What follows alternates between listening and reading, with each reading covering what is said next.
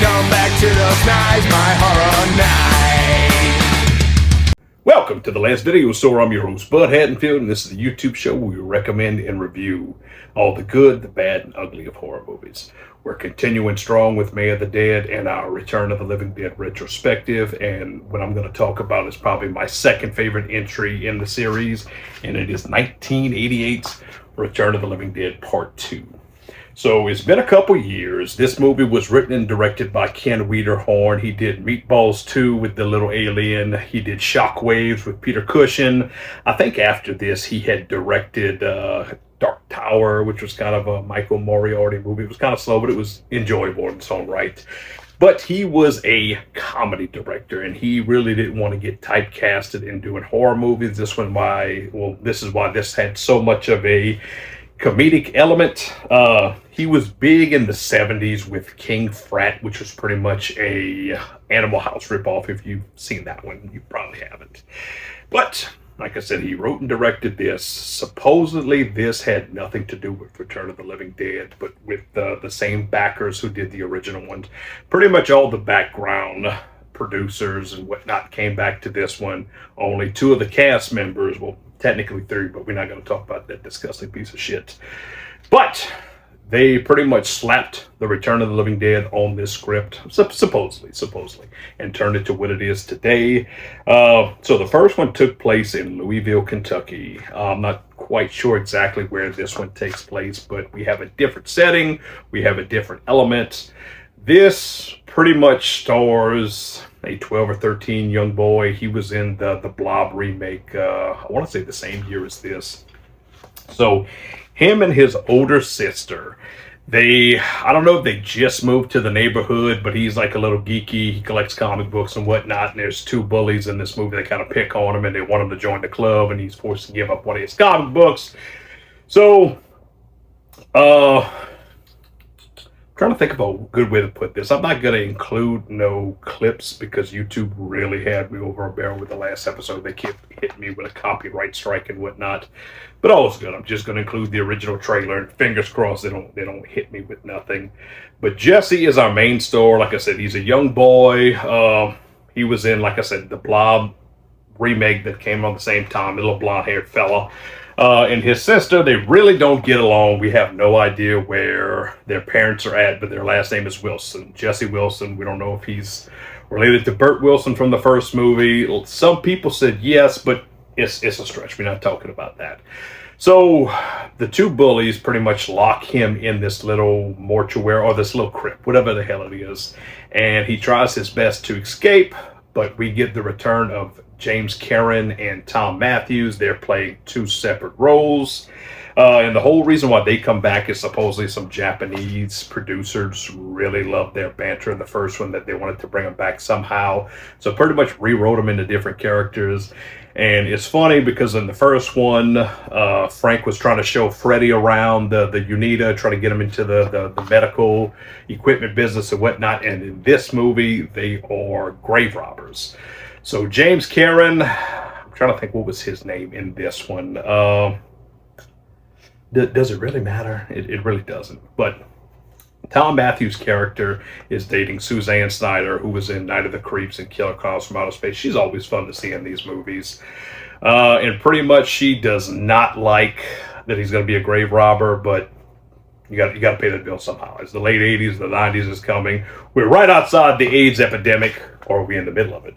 Anyway, so Jesse, before he got locked into it, he was able to run away from the bullies, and he hid in this little storm drain or whatever the hell it is, and he came across the barrels of the 2,4,5 trioxin. Now, at the very beginning of the movie, we have some kind of segment with a voiceover, and they do not house these things properly. And it pretty much came exactly from Redneck Zombies. It fell off the back of the truck. I think there was two that fell off into the water, and they end up in the storm drain. Anyway, so they come across it. They see that a body's in it, and that's when they go lock Jesse in the little crypt.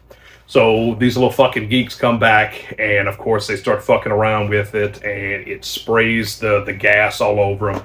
They get infected, and it also infects the nearby cemetery that this is a part of. So our two grave robbers, they get affected by the gas as well. This one, it kind of takes a little while because it's not as the first one. Jesse goes back to his house, which his sister, she's kind of a bitch in this one. And we get a very early role from Dana Ashbrook from Twin Peaks and whatnot. He was always fun seeing him in things as well. I remember he was in The Willies that was directed by the piece of shit Brian Peck, who returns as a background zombie. That's all we're going to talk about him with there. So from there, Jesse tries to go investigate some more, and that's where he sees all the zombies that's coming out of the ground. So Tom Matthews, James Karen, and Suzanne Snyder's character, they pretty much flee. They run over a zombie, and they make their way to Jesse's house, where the Dana Ashbrook is the TV guy. So they have to figure out what to do. None of them have access to a car, but there's a nearby neighbor who's a doctor. He has a car. I don't know why nobody has vehicles in this, and there's really no other townsfolk. But from there, they go to the Doc Mandel. So Don Kaffa, who played Ernie in the original movie, he actually auditioned for the role of the doctor, but he didn't get it. It was another comedic actor. He was the original dad in Seinfeld. So from there, they pretty much tried to get out of the town, but now the military has since put the town in lockdown. They evacuated pretty much everybody who wasn't eating at this point. So our bullies come back as zombies. These people are trying to maneuver throughout the town because they can't leave because the military's shooting at them and whatnot. We get fucking Horace Pinker from Shocker in this movie. He plays one of the military guys. He gets eaten, spoiler alert. But at one point, they knock a zombie into an electrical, kind of like an electrical line, and they see that the electricity is what takes them out in this one. So they pretty much devise a plan. They get some kind of brains. They get all the zombies to the nearby electrical company where Bucky works from Halloween Part 4, and pretty much fry all the zombies, except the little talking head. Come on, guys. That character. I'm going to stop right there because without the clips, it's kind of confusing. But this movie's actually really good. It's a whole lot of fun. I watched this movie a lot as a kid. This is my same VHS copy, and I wore the shit out of this. It still works to this day. But it was good. I saw that it had a main child focus. That the child was the star of this movie, so I was roughly around the same age in the early 90s, so I could relate. The zombies look cool. They did a lot of the special effects. It's a very cheesy movie. It's very tongue-in-cheek, but I think it was meant to be that way, and the original one had a lot of comedic elements on top of seriousness at the same time, and I think it worked. And I think Part 2 worked as well. You can find it streaming pretty much everywhere. I remember I was in Circuit City, and I saw the DVD, and I pretty much hit a ooh when I saw it, and I bought it, and I went and watched it that night, and I've been watching this DVD ever since. And Scream Factory had put out a Blu-ray, and this is pretty much where the movie lies within these three bits of physical media. And like I said, you can find it streaming. Return of the Living Dead is great. It's not as good as the first one, obviously, but it's still fun, and it feels pretty much related. Not just talking about the whole James Karen and Tom Matthews things, but it had a similar tone and goofiness to it. It's not for everybody, but I loved it, and I definitely recommended it. Gotta be the second movie in the series, the second best, and I don't know why I keep talking and rambling and whatnot. So it's Mother's Day. I'm jumping from topic to topic. I got a lot on my mind. You know, the house I had, people always got something going on. So make sure that you tell your mother and your wife and your loved ones Happy Mother's Day. If there's any mothers watching, Happy Mother's Day to each and every one of you. So the perfect movie to watch on Mother's Day is Return of the Living Dead Part 2. So again, definitely recommend it. Check it out. I'll give it 4 stars. It's a whole lot of fun. We have no nudity in this one, unfortunately. We have no Linnea Quigley dancing on a crib. It'd be cool to have Linnea Quigley as a background character, but I believe she was filming Night of the Demons around this time, which is a fucking sweet-ass movie in its own right. But I'm going to stop rambling. I love May of the Dead. I've been watching so many awesome zombie movies.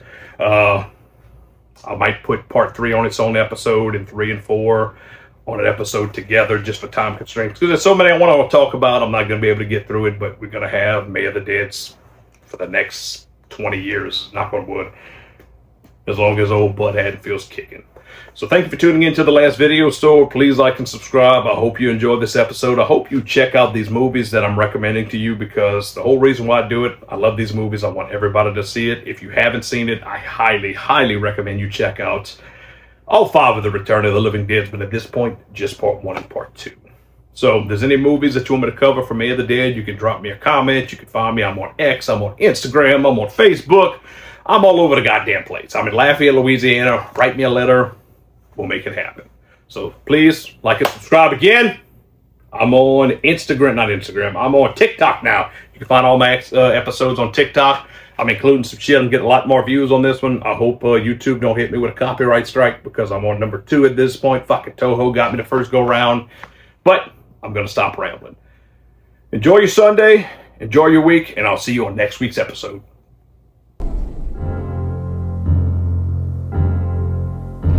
A deadly experiment. A freak accident.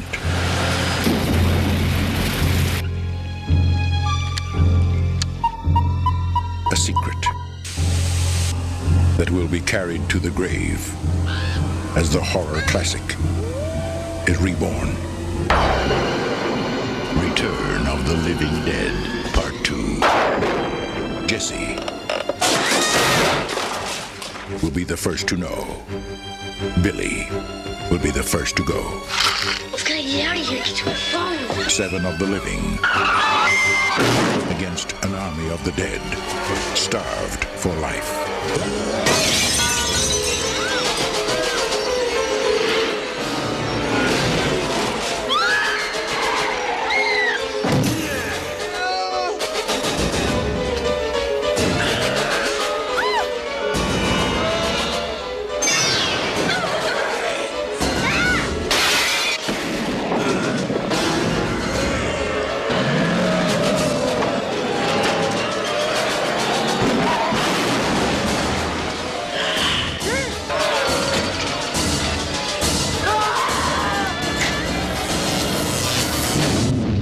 Return of the Living Dead, Part 2. Just when you thought it was safe to be dead.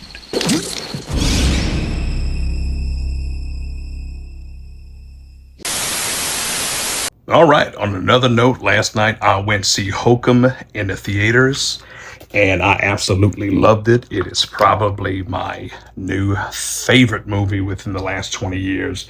It was directed by Damien McCarthy. It's an Irish-made horror movie with old Adam Scott from Boy Meets World and Step Brothers and whatnot. So pretty much his character, he is a lonely and shitty, jaded person. He's a writer, and his parents had passed away some time back, so he decides to take their ashes and bring them to a hotel in Ireland where they had spent their honeymoon. So he spreads the ashes, and while in the hotel, he sees that the honeymoon suite is heavily under lock and key. No one's allowed to go to it because supposedly the room is haunted by the spirit of a witch. Definitely check out Hokum. It's absolutely fun. Like I said, it's one of the best movies I've seen in a long time, and probably on my top 5 of best movies I've ever seen. So check it out.